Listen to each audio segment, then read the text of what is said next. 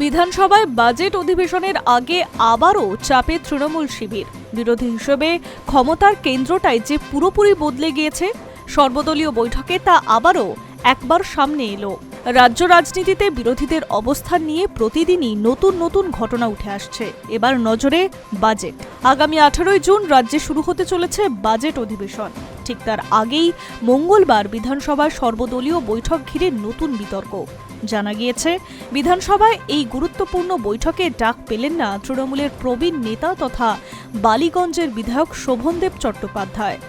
ডাক পাননি বেলেঘাটার বিধায়ক কুণাল ঘোষও।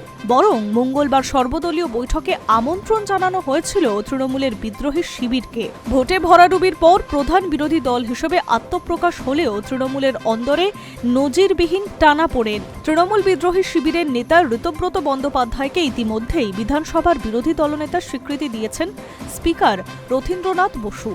এবার কার্য উপদেষ্টা কমিটির বৈঠকে শোভনদেব চট্টোপাধ্যায়কে বাদ দিয়ে সরাসরি ঋতব্রত শিবিরকে আমন্ত্রণ জানানো হয়েছে। বিরোধী দল তৃণমূলের অভ্যন্তরীণ সংকটের আবহে বিধানসভার এই ঘটনা তাৎপর্যপূর্ণ বলে মনে করছে রাজনৈতিক মহল।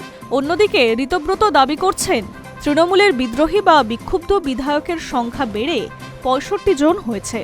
এই অবস্থায় বিধানসভার অন্দরে তাকে নতুন দল নিয়ে প্রশ্ন শুনতে হচ্ছে। আগামী 18 তারিখ থেকে শুরু হতে চলেছে রাজ্যের বাজেট অধিবেশন।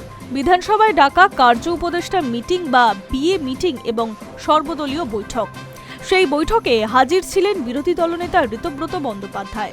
সেখানেই তাকে তার নতুন দল নিয়ে কার্যত টিপ্পিনি কাটেন রাজ্যের অর্থমন্ত্রী স্বপন দাশগুপ্ত।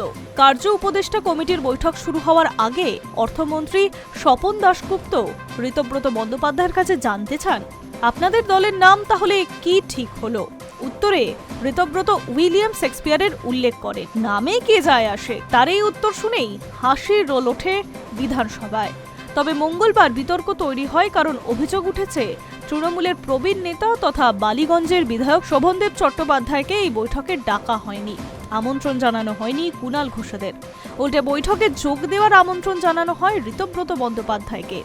কমিটির বৈঠকে ঋতব্রতর পাশাপাশি আমন্ত্রণ জানানো হয়েছিল হুমায়ুন কবির, নওশাদ সিদ্দিকী ও মুস্তাফির রহমানদের। Hi News network.